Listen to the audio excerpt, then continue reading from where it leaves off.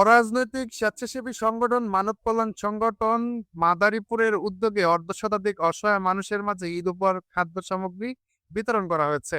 বুধবার সকালে সংগঠনের আয়োজনে সদর উপজেলার ঘোটমজি ইউনিয়নের টুবিয়া বাজারে টলঘরে এই খাদ্য সামগ্রী বিতরণের আয়োজন করা হয়।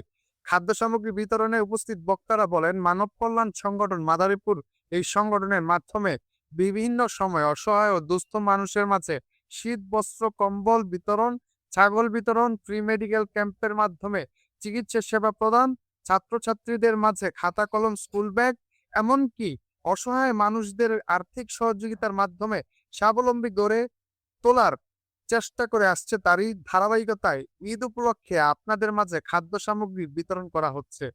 এর মধ্যে নবাগত সদস্য রফিকুল ইসলাম শিপন গ্রিস প্রবাসী, তিনি বলেছেন, সবার মাঝে সহযোগিতার হাত বাড়িয়ে দিবেন।